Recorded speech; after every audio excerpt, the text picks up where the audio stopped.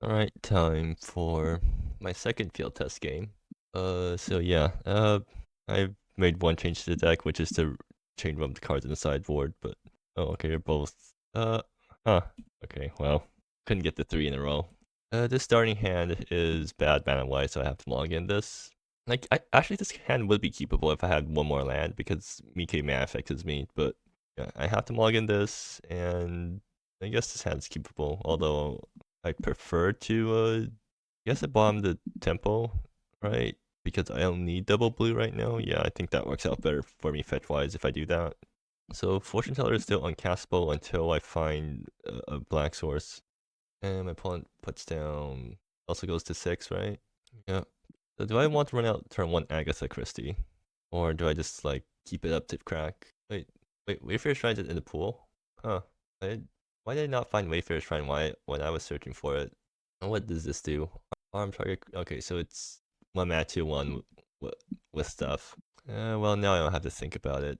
Do I just run out Agatha Christie or do I play? I guess I might as well run it out. It does trade with their thing. Only 3 with an Inspector. Yeah. Oh yeah, this is actually a kind not so great Inspector. I mean, we're both playing 1 drops that make an artifact token on ETB. Are they removing my thing? Oh. This actually does screw me quite a bit. Because that takes away my play for next turn. I guess I might as well, I guess I'll probably crack the clue then. Are they okay, they're just making a bunch of artifact tokens. They're not swinging into my thing. That's fine. Yeah, I guess I just leave back this guy to block planes. I mean, I am cracking the clue end of turn, so I guess I might as well preserve some life that way. I mean, there isn't really a reason to crack it early, right? I might as well just wait on it because I mean my opponent already knows my hand, so it's not like I can bluff an instant speed thing. But never believe permanent. Okay, sure. I mean that's a weird card, but they junked it. Sure. I mean they flipped out the junk and then they decided to play it, and then now they're finally swinging. Do they have a combat trick? They don't. I guess I don't really care. I'm just I always wanted to make the trade here. And when more and more, okay, or it does stuff. Wait, when it attacks, you may sacrifice a creature or wait, does this just get a counter every time it attacks? They messed up the sequencing. Cool. And okay, I got something to play this turn. That's nice.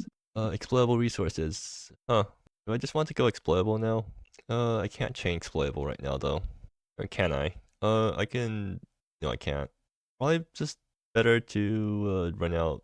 Okay, so I run out Tei this turn. Doesn't do anything. Hopefully it doesn't die. And then next turn I run out Show. I mean, that's something I can do. It's probably better than just going. And then I can start. I can bring down explodable resources like the turn afterwards when I actually have something to fuel with them. Yeah, playing on curve seems better for me right now. So yeah, I mean, what? I do not pay the 1. But yeah, does that change my play at all? Like, I could have gone exploitable resources and then done nothing else this turn. I mean, would that have been better? No, because I still wouldn't have the time to sack the land to get my basic. I'm pretty sure they have a way of killing this thing. It's not that hard to kill. But I mean, if they don't, then I get the route show and then sack the food, and now I have a 5/5 thing that's kind of just hard for them to deal with unless they have hard removal. So they are playing a 3-drop. Does this kill stuff? Eli. That's another Eli, huh? Damage any target that was dealt damage this turn, gain 3 life. Oh, okay, they're shooting this. They are getting this thing off the board, which makes sense because it's kind of annoying for this to stick on the board because it makes 1/1s. But hopefully that means that they don't have anything to deal with show afterwards.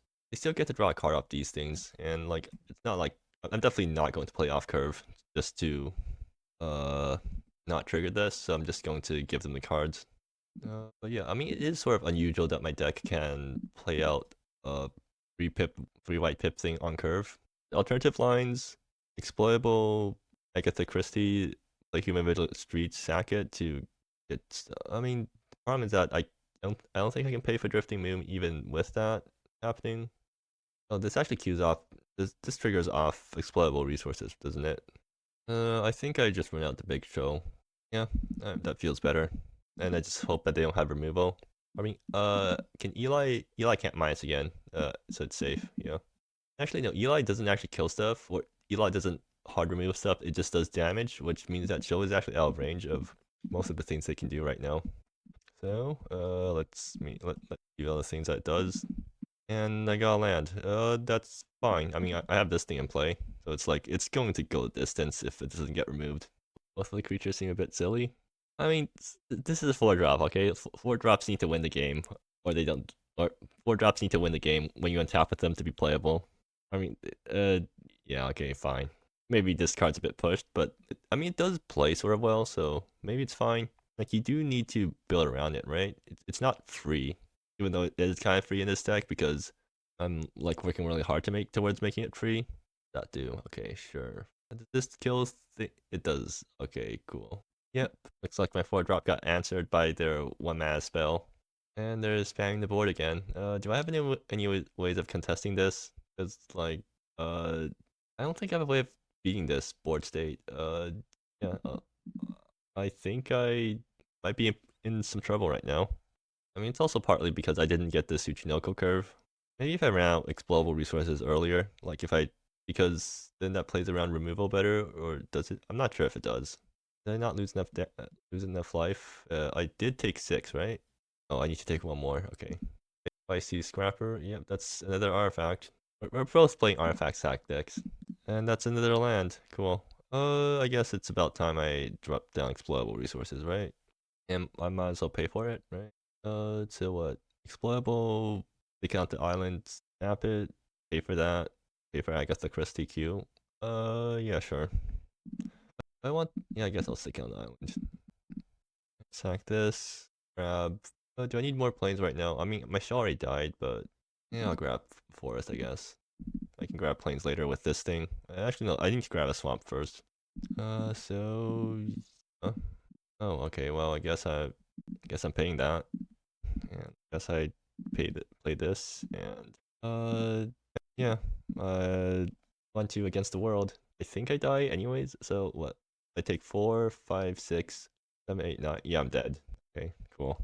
So this is a matchup where Roving Orb would be good, but I cut that card because I felt like it wasn't good enough in most matchups. So maybe I kind of regret that. I'm not sure. And they're shooting. Okay, they can't just like shoot this thing twice with Eli. How much does this cost again? Only 3 mana? That might be a problem. I mean, this is kind of oppressive board-wise. Of course, like, I'm complaining about stuff being oppressive board-wise while I'm playing a 4 mana 5/5 that does a million things on enter and attack. But I think I'm dead now, right? Yeah. Alright, so I'm bringing in the removal and more removal. I want this much removal, like, very good, because I'm not sure if my guy's actually outsized their guys. Maybe it does. Like, I think it's good enough. So cut this thing because I don't know why I'm actually playing that. Volcano's good if it resolves, and kind of bad if it doesn't. Yeah. Maybe I cut a Fortune Teller. Like, this isn't the best matchup for Fortune Teller. Actually, maybe Louise is good because it blocks pretty well. Like, do I cut all the Fortune Tellers? That feels wrong. Definitely feels wrong. I also cut the Okina. But what did I keep? Kept all sideboarding definitely feels incorrect, but I don't know how I should be sideboarding here, so I'll just do this and can't play Mike, but I have Parasol, so yeah, I think that works out. So this is fetching. Yeah, I guess this is fetching green. They have a turn 1 play. I don't have a turn 2 play to contest that unless I top deck a white source. Hopefully I top deck a white source. That's not a white source. Do I play out Explodable instead of Parasol then at this point? So what, Explodable, and then next turn it turns on if I sack this, and then I have 3 mana available. I think I just Parasol first then, if that's what's going to happen. Because then next turn I Explodable, okay, is that doable? Yeah, that is doable. Explodable this turn, then next turn I get 4 mana to get to do Mike into Parasol. Now Parasol, I need Parasol around in order to actually cast Mike, so yeah. I guess maybe I do explode. I don't think there's like a big difference between, in that case I just want to, do I want to draw a card first, or do I want to, I think Explodable actually leaves me more open options. Well, if they have some way of blowing this thing up, then yeah, that sucks. And maybe I should have done the other sequence thing, but if it doesn't get blown up, then I guess that's good. Oh, what does that do? Sure. You hit my removal spell. Feisty Scrapper, sure. Is Error Prone going to do anything this game? How do I sequence it so that Error Prone becomes active this game? I would need to get Parasol out first for that to work out for me. That's another Mike. Yeah, I think I just jam Mike and use it to block. Do I make treasures with this or do I do the other thing? I'm wondering if Shrine sacking could wait, right? Right now I just want to get a bunch of things out. So Parasol into Mike, then Air Pro made, leave Air Pro made for next turn. Yeah, sure, I guess. So I guess I'll do this first. I have one colorless floating. Agatha Christie. Is this good?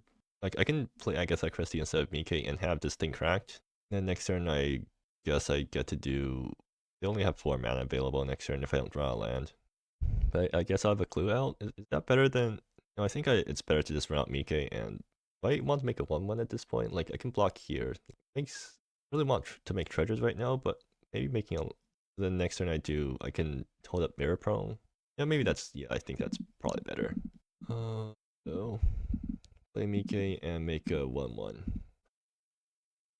So next turn, I'm looking at Air Pro Made or some combination of that. But if I top deck a land, I guess I can go Mike and still hold up Air Pro. I would need to get either I need to get a basic land or I need to go down one mana next turn to practice for a basic. Right. If I'm not stockpiling mana, I don't need to do that. Play out more things. Yeah, we trade, so it's fine. They need some way to break the combat math. They're going to force me to discard. Okay, sure. Discard my 1-drop. They're swinging out, huh? Okay, well, I'm definitely trading here. Do they have like a combat trick that blows me out or something? Surely they have something, right?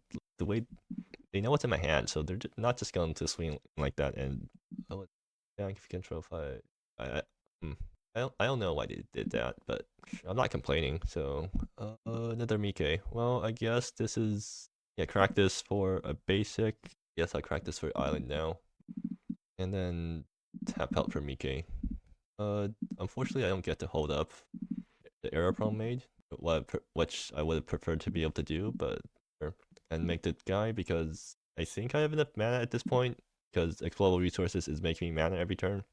I'm still a bit stuck on lands though, so Carousel isn't as nuts right now. But as soon as I get unstuck on lands and flash an Aeropole made, that thing's gonna be swinging. That thing's a 3-turn clock if I get to activate every turn. Sure, I guess they do stuff. Just pass. Are they stuck on lands? They're not, right? Okay, well that's perfect. So play Kaysan, and do I punch the guy or do I just plus look for stuff? I can punch this thing, it doesn't do much though. Punch that thing. I can't. Does it have flying? No, it doesn't. Okay. So I can swing in right now. I doubt they block any of the things. Then I hold up Air Prone. See what they have for next turn, and then I can start parasoling it. Parasol kills in 3 swings.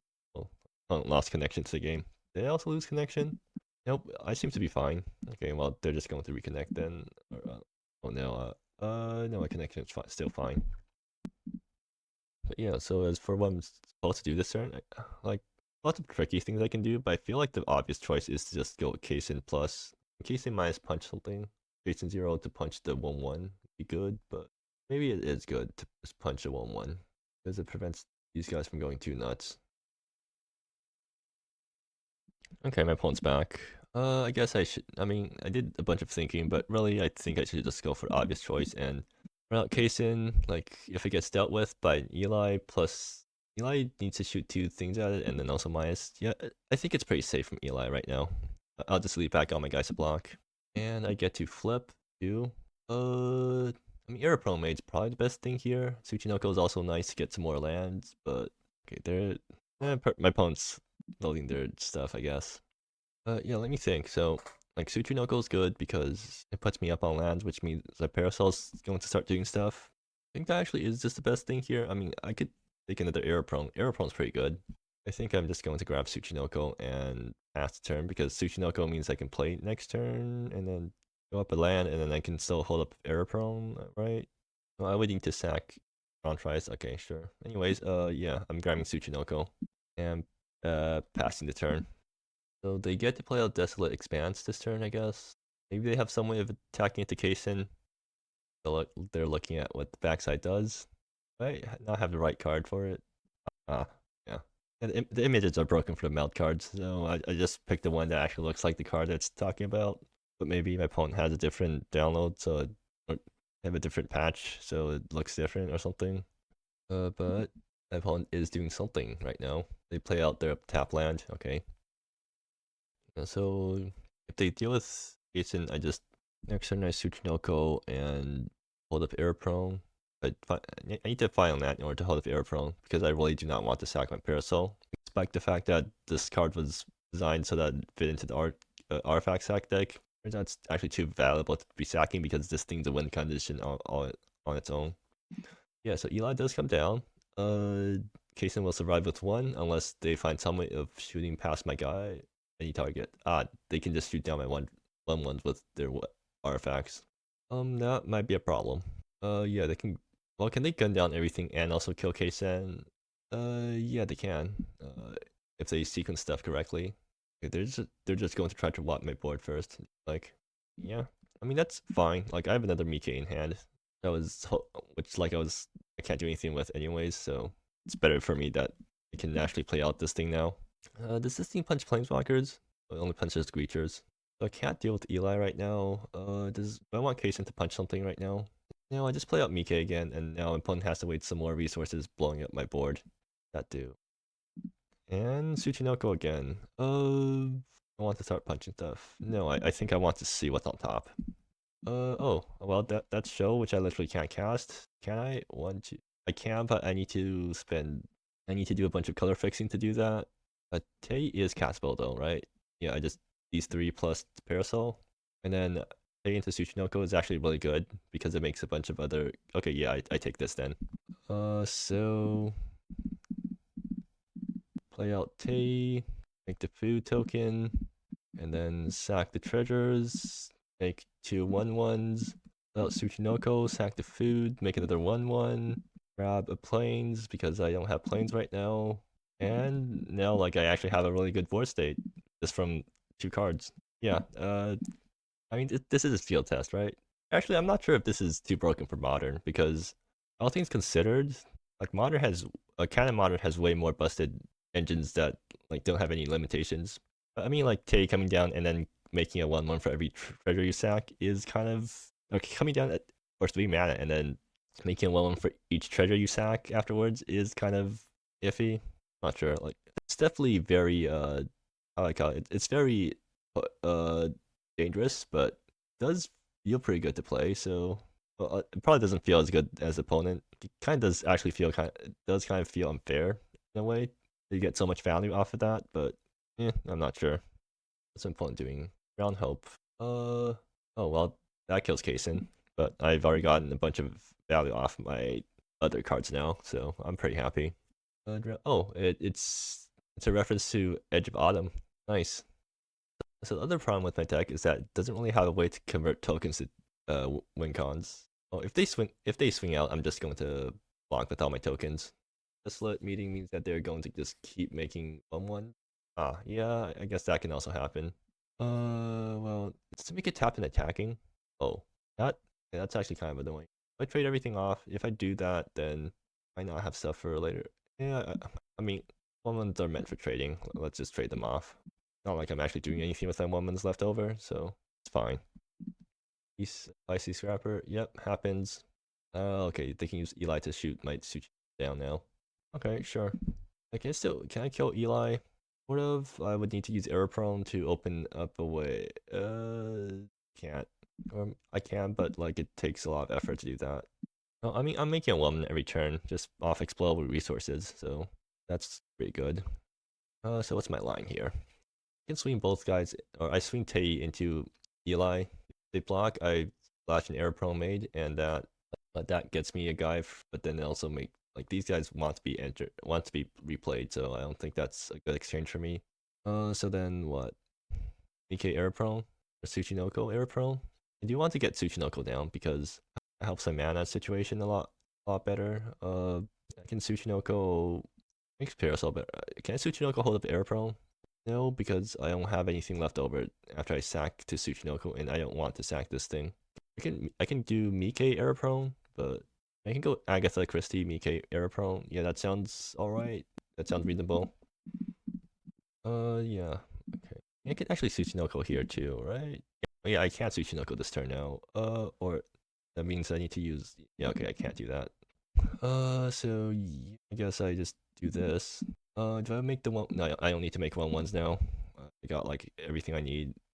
I guess they get to untap the Eli and swing with Desolate Meeting again. I think that's fine. I'll just flash an Air Prone Mate end of turn and try to go nuts with that. Also Serenity.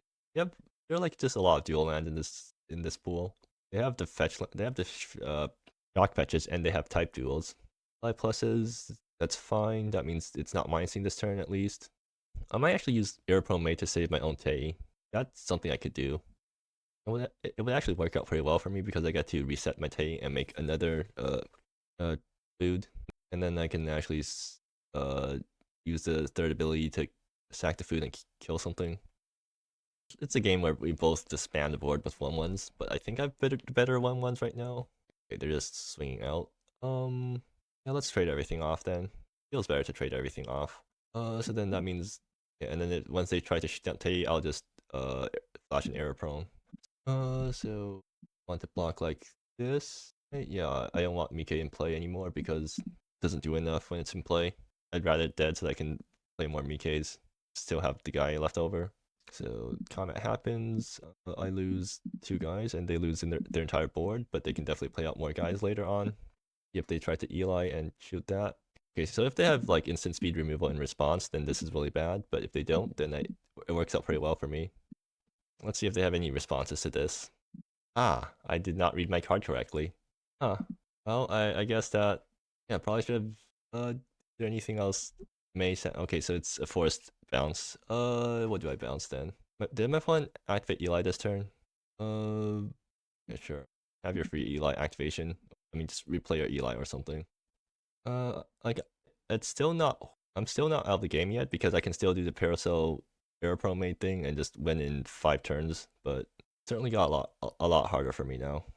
So they just replay Eli. They're going to Eli and get back something again. Are they all removal? Like I can kill their Eli now with the Parasol. Well, I need to. That's another Tsuchinoko. Yeah, if I want to use Parasol, I need to spend my treasure too. 1, 2, 4, and I have 1 mana left over for stuff. I want to sack Agatha Christie Q, maybe. That's something I can use that for. Or I mean, I can just swing out at Eli, and they block 2 things. Gets knocked down to 2, and then I Tsuchinoko and then I have a stronger Parasol for next turn. I think I really do want Eli to be dead right now, so I have to do this. That's a 4, 5. Yeah, if they have any instant speed removal, this is a huge blowout for me. Do I? Yeah, I guess I swing like this. I leave back my guys to block. They have some speed removal. Cool. Yeah, I got blown out. A rip. So Eli survives, and I think I lose the game from here, unless I get some really lucky top decks. I'm just going to blame myself on not reading my cards correctly. Like if I actually attacked out last turn instead of doing that and then did the Tsuchinoko thing, I would have been in a much better spot for the turn afterwards. But yeah. So probably should not have put my own Tei in danger because like that thing was definitely going off. And now my opponent gets to swing for 1. Yeah, this thing's getting I need to. I mean, I have Air Pro Mage, so you want this dead? No, they have Eli. I want the tokens dead. Why does this? Why is this triggering? Why does this also trigger on creatures dying and on a 1 drop? Icy Scrapper. Sure. What am I looking for? Oh, some way to deal with Eli. Okay. Well, that. I can actually make use of this now. So do that. Come on. That's not useful. I mean, lands would be nice here, but I think it's not the right time for lands. And Goddess of Puppet String, that do. Oh, well, it does stuff. I think my opponent's too far ahead on board now. I also don't have any catch-up mechanisms in my deck anywhere, so that's a forest. You know, this game would have gone a lot better if I just play out my Tsuchinokos instead of trying to go for broke with these tricky plays with Air Pro Made and stuff. So now I guess I cracked a clue. Yeah, and then since I don't know what's off the top, I guess I just tap the lands that are most likely to not get used. So these guys. I mean that's not horrible. doesn't help me, but not the worst thing in the world. Do I want to play out Louise right now? Not really. I'm just going to play out Tsuchinoko and get a land from board. Yeah, I'll get planes because I might need to cast Joe later on or something. But I think my opponent already has the game under lock, so I'm not really trying at this point. They're doing more stuff now. Okay. Then they shoot the rabbit. Yep. Oh, attacking stuff now. Or I can block this thing here. Sure. Just dead to Eli. I think I am. Okay, cool. So yeah, I mean, that didn't work out well for me, but that's because I misread my own card. So I agree. Like that's because I misread my own card. So yeah, like yeah, Eli coming down on 3 mana and allowing you to just wipe your opponent's board is kind of iffy. But yeah. Uh, as for what I learned, explodable resources is still doing explodable resources things. I don't think pushing it up to 3 basics really changed that much in the grand scheme of things in the deck. Like, only time you're not getting the 3 basics is if you had a bad sequence, if you got a bad start and couldn't sequence out the 3 basics. But at that point, like, you're probably just going to be always spending the treasure anyways. So all it does is you lose the color fixing if your mana's bad, or you lose the color fixing if you drew too many, if you didn't have time to crack your fetch lands, and they're also producing the wrong colors for you or something. Tade is, I mean, yeah, it is kind of like unbounded, or like it probably should not be unbounded, but it is like kind of interesting to play with though. So, okay, well, you know, the game is just play on Paracel and then just using Paracel on his flyer. Uh, anyways, so yeah, not much else I want to say about this. Didn't really get to play with any of the other cards, so show also showed Ricard and then immediately got answered, which is kind of expected of a 4-drop in Modern, right? But yeah. Anyways, I guess I'll see you next game.